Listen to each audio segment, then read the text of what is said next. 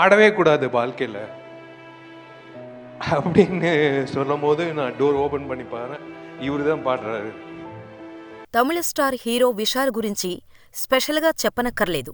ఆయన తెలుగులో పందెంకోడి, పొగరు, భరణి, పూజ వంటి పలు సూపర్ హిట్ చిత్రాల్లో నటించి మంచి గుర్తింపు సంపాదించుకున్నాడు. ఇక విశాల్ చేసే కామెంట్స్, సినిమాలు కూడా వైరల్ అవుతూనే ఉంటాయి. ఎప్పుడూ ఏదో ఒక ఇష్యూతో విశాల్ సోషల్ మీడియాలో ట్రెండ్ అవుతూనే ఉంటాడు. ఇలాగే గతంలో తమిళనాడులో థియేటర్స్ అన్నీ కొంతమంది చేతుల్లోనే ఉన్నాయని తమిళనాడు సీఎం కొడుకు మంత్రి ఉదయనిధి స్టాలిన్ కామెంట్స్ చేసి తమిళనాడులో కాంట్రవర్సీలకు కేరాఫ్ అడ్రస్ అయ్యాడు విశాల్. 2024 ఎన్నికల టైంలో ఏపీ పాలిటిక్స్ గురించి మాట్లాడి సంచలనం సృష్టించాడు. తాను ఏ పార్టీ సపోర్టర్ కాదని, కానీ ఐ లైక్ జగన్, ఈసారి కూడా ఆయనే మళ్లీ సీఎంగా వస్తారు అని సపోర్ట్ చేసి తెలుగులో ఎన్నో విమర్శలను ఎదుర్కొన్నాడు విశాల్. గత కొంతకాలంగా సినిమాలకు దూరమయ్యాడు. ఎప్పుడూ సోషల్ మీడియాలో యాక్టివ్గా ఉండే విశాల్ ఒక్కసారిగా కనిపించకుండా పోయి తాను నటించిన సినిమా మదగజ రాజ మూవీ ప్రీ రిలీజ్ ఈవెంట్కు వచ్చిన విశాల్ను చూసి అక్కడ ఉన్న వారందరూ ఒక్కసారిగా షాకయ్యారు. అయితే చాలా రోజుల తర్వాత బయటకు వచ్చిన విశాల్ పరిస్థితి చూసి ఫ్యాన్స్ ఆందోళన చెందారు. అంతగా విశాల్ మారిపోయాడు. దీంతో అసలు విశాల్కి ఏమైంది, ఎందుకు ఇలా బక్కచిక్కిపోయి వణికిపోతున్నాడో తెలుసుకోవాలని ప్రయత్నిస్తున్నారు. ఆ విషయాలు మీకోసం. విశాల్ పూర్తి పేరు విశాల్ కృష్ణారెడ్డి. ఆయన 1977 ఆగస్టు 29న మద్రాసులో జన్మించారు. విశాల్ తండ్రి జీకే రెడ్డి గతంలో చిత్ర నిర్మాత, చిరంజీవి హీరోగా ఎస్పీ పరశురాం అనే చిత్రాన్ని జీకే రెడ్డి నిర్మించారు. తర్వాత తమిళంలోనూ జీకే రెడ్డి కొన్ని చిత్రాలకు భాగస్వామిగా ఉన్నారు. దాంతో చిన్నతనం నుంచే విశాలకు సినిమాలంటే ఆసక్తి ఉండేది.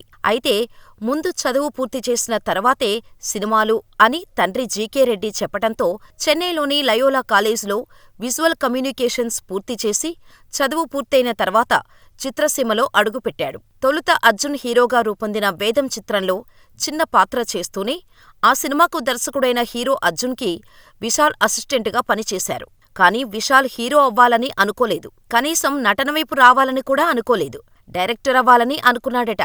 కానీ తన తండ్రి కోసం హీరో అయ్యాడు.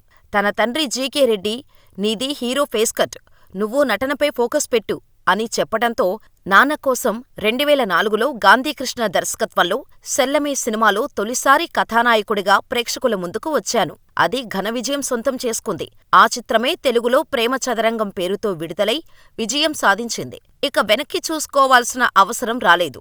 తర్వాత లింగుస్వామి దర్శకత్వంలో విశాల్ అన్న విక్రమ్ కృష్ణ నిర్మించిన సందేహ్ కోడి తెలుగులో పందెం కోడిగా విడుదలై విజయం సాధించింది. ఈ సినిమాతో తెలుగులోకి అడుగుపెట్టిన విశాల్ ఆ తర్వాత తెలుగు హీరోగా తెలుగు రాష్ట్రాల్లో గుర్తింపు తెచ్చుకున్నాడు. ఆ తర్వాత జీకే బ్యానర్ పెట్టి విశాల్ అన్న విక్రమ్ కృష్ణ నిర్మాతగా తరుణ్ గోపి దర్శకత్వంలో తిమ్మిరి అనే సినిమా తీశారు. ఈ సినిమా బ్లాక్ బస్టర్ హిట్ అయింది. తెలుగులో పొగరు పేరుతో డబ్ చేశారు. తెలుగులో కూడా ఈ సినిమా హిట్ అయింది. ఈ సినిమాలో విలన్ రోల్ చేసిన శ్రీయారెడ్డిని చివరి షెడ్యూల్ జరుగుతున్న టైంలో విశాల్ అన్నయ్య విక్రమ్ కృష్ణ పెళ్లి చేసుకున్నాడు.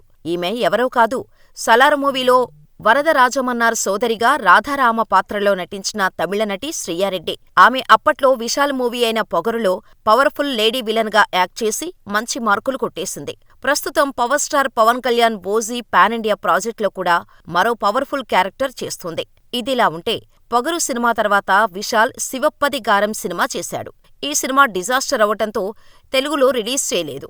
ఆ తర్వాత భరణి సినిమాతో వచ్చిన విశాల్ ఈ సినిమా సూపర్ హిట్ అవటంతో విమర్శకుల ప్రశంసలు అందుకున్నాడు. ఇలా సినిమాలు చేసుకుంటూ పోతున్న విశాల్ నట విశ్వరూపం చూపించిన సినిమా దర్శకుడు బాలా తీసిన అవన్ ఈవెన్, తెలుగులో వాడు వీడు.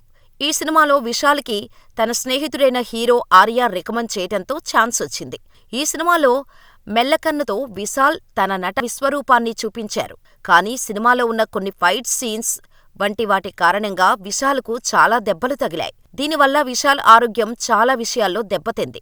అంతేకాదు, సినిమా అంతా కూడా మెల్లకన్నుతో ఉండటం వల్ల తీవ్రమైన కంటినొప్పి, తలనొప్పితో బాధపడ్డాడు. అయితే ఈ సినిమాకు మిశ్రమ ఫలితాలు లభించాయి. కానీ విశాల్ నటనకు మాత్రం మంచి గుర్తింపు లభించింది. ఆ తర్వాత ప్రభుదేవా దర్శకత్వంలో వేదీ సినిమాలో పోలీసధికారిగా నటించారు విశాల్. ఈ సినిమా బాక్సాఫీస్ వద్ద హిట్టుగా నిలిచింది. ఇలా హీరోగా దూసుకుపోతున్న విశాల్ 2014లో నాన్ సిగప్పు మనిథన్ తెలుగులో ఇంద్రుడు సినిమాతో మొదటిసారిగా నిర్మాణ రంగంలోకి అడుగుపెట్టాడు. ఈ సినిమాలో నర్కోలెప్సీ అనే మానసిక సమస్యతో బాధపడే పాత్రలో నటించాడు. ఇలా ఈ సినిమాతో విశాల్ ఫిల్మ్ ఫ్యాక్టరీ పేరుతో ఓ బ్యానర్ ప్రారంభించి దానిపై అనేక చిత్రాలను నిర్మించాడు. పాండ్యా నాడు తెలుగులో పల్నాడు, కథాకళి, తుప్పరివాళన్ తెలుగులో డిటెక్టివ్గా రిలీజై సూపర్ హిట్ అయింది. ఇరబ్బు తిరై తెలుగులో అభిమన్యుడు, వీరమే వాగే సూదం తెలుగులో సామాన్యుడు సినిమాలను నిర్మించి వీటిల్లో హీరోగా నటించాడు. ఆ తర్వాత విశాల్ డిఫరెంట్ కాన్సెప్ట్తో లాఠీ మూవీతో ముందుకు వచ్చాడు. ఇందులో ఆయన ఓ పిల్లాడి తండ్రిగా పోలీస్ కానిస్టేబుల్గా కనిపించాడు. కానీ సినిమా పెద్దగా ఆడలేదు. ఆ తర్వాత విశాల్ ఎస్.జె. సూర్య కాంబినేషన్లో మార్క్ యాంటోనీ వచ్చింది. టైమ్ ట్రావెల్ కాన్సెప్ట్తో వచ్చిన ఈ సినిమాలో విశాల్ నటనకు, ఎస్.జె. సూర్య నటనకు మంచి పేరు వచ్చింది. గ్యాంగ్స్టర్ డ్రామాకి టైమ్ ట్రావెల్, సైన్స్ ఫిక్షన్ అంశాలను జోడించి కమర్షియల్ హంగులతో ఈ చిత్రాన్ని దర్శకుడు అదిక్ రవిచంద్రన్ తెరకెక్కించటంతో టైమ్ ట్రావెల్ టెలిఫోన్ సహాయంతో గతంలోకి వెళ్లిన తర్వాత ఎస్.జె. సూర్య పండించే కామెడీ సినిమాకు ప్లస్ అయింది. ఎలాంటి సాగదీత లేకుండా కథ స్పీడ్గా ముందుకు సాగటంతో సినిమా సూపర్ హిట్ అయింది. ఆ తర్వాత రత్నం అనే మూవీతో కనిపించాడు విశాల్. రత్నం తర్వాత మరే సినిమాలోనూ కనిపించలేదు విశాల్. ఈ సినిమా తర్వాత విశాల్ చాలా వివాదాల్లో చిక్కుకున్నారు. మొదట్నుంచీ కూడా ఉన్నది ఉన్నట్టు మాట్లాడి వివాదాల్లో చిక్కుకునే విశాల్ తమిళనాడులో థియేటర్స్ అన్నీ కొంతమంది చేతుల్లోనే ఉన్నాయని, వాళ్లు చెప్పినప్పుడే సినిమా రిలీజ్ చేయాలని, సినిమాలను వాళ్ల కంట్రోల్లో ఉంచుతున్నారని, వాళ్లు ఎవరో కాదు రెడ్ జాయింట్ డిస్ట్రిబ్యూటర్స్ అంటూ ఇంటర్వ్యూలో చెప్పుకొచ్చారు. ఇక్కడి నుంచే ఆయనకు ప్రాబ్లమ్స్ మొదలయ్యాయి అనడంలో సందేహమే లేదు. 2017 నుంచి 2019 వరకు నిర్మాతల మండలి అధ్యక్షుడిగా ఉన్న విశాల్ ఆ సమయంలో పెద్ద ఎత్తున నిధులు దుర్వినియోగం చేసినట్టు తమిళ ప్రొడ్యూసర్లు ఆరోపించారు. విశాల్ 12 కోట్ల రూపాయలను దారి మళ్లించాడని విశాల్పై ఆరోపణలు చేశారు. అంతేకాదు, విశాల్ నడిగర్ సంఘం అధ్యక్షుడిగా ఉన్నప్పుడు కూడా నిధుల దుర్వినియోగం జరిగిందంటూ తీవ్రస్థాయిలో విమర్శలు గుప్పిస్తున్నారు.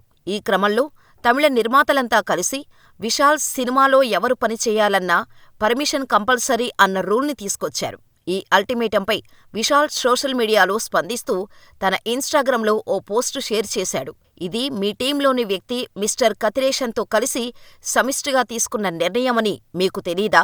నిర్మాతల మండలిలోని వృద్ధులు, కష్టాల్లో ఉన్న సభ్యుల సంక్షేమ పనుల కోసమే ఆ నిధులు ఖర్చు చేశాం. వారి కుటుంబం, విద్య, వైద్యం అంటూ ఇలా పలు సంక్షేమ కార్యక్రమాలకు ఖర్చు చేశాం. కౌన్సిల్ సభ్యులు, వారి కుటుంబాలకు ప్రయోజనం చేకూర్చేలా పండుగల సమయంలో ప్రాథమిక సంక్షేమం ఇచ్చాం. ఇలా ఎన్నో సంక్షేమ కార్యక్రమాలకే నిధులు ఖర్చు చేయబడ్డాయి. మీరు అక్కడ మీ పనిని సక్రమంగా చెయ్యండి. ఇండస్ట్రీలో చాలా పని ఉంది. Double taxation, theatre maintenance charges అంటూ ఇలా ఎన్నో సమస్యలకు పరిష్కారాలు వెతకాల్సి ఉంది. విశాల్ ఇక్కడ కంటిన్యూగా సినిమాలు చేస్తూనే ఉంటాడు. కావాలంటే నన్ను ఆపేందుకు ట్రై చేసుకోవచ్చు.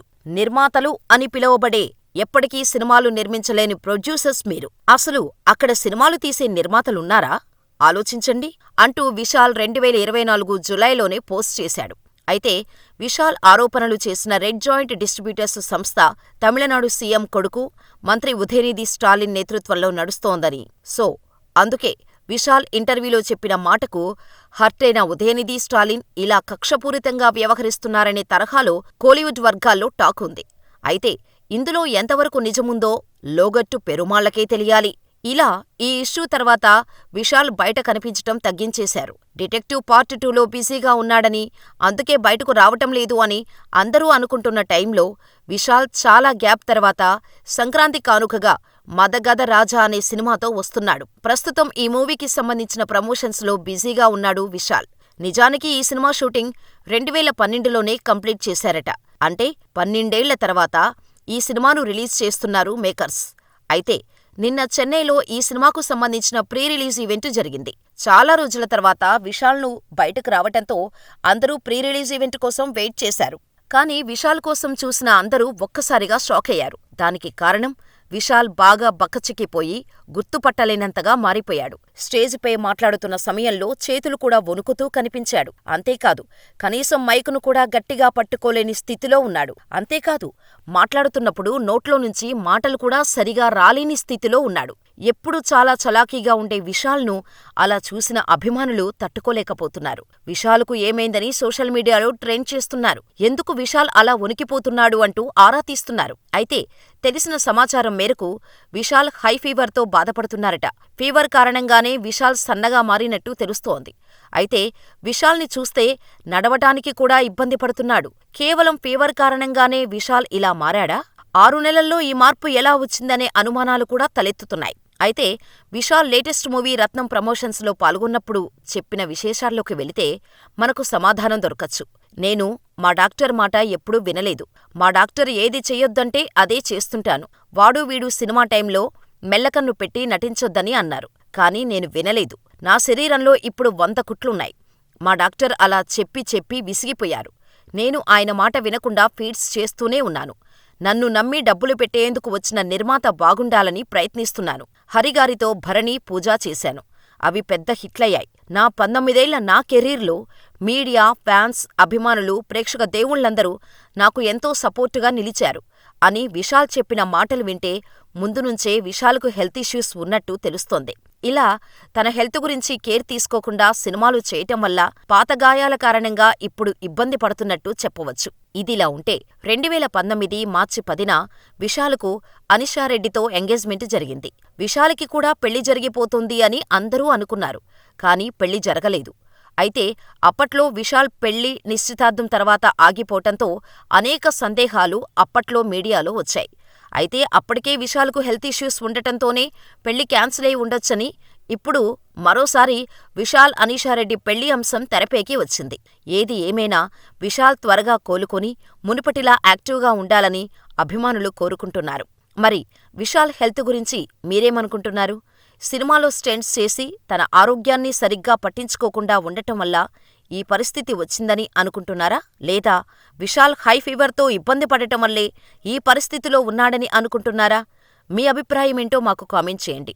విశాల్ తన పరిస్థితి నుంచి త్వరగా కోలుకోవాలని దేవుడిని ప్రార్థించండి.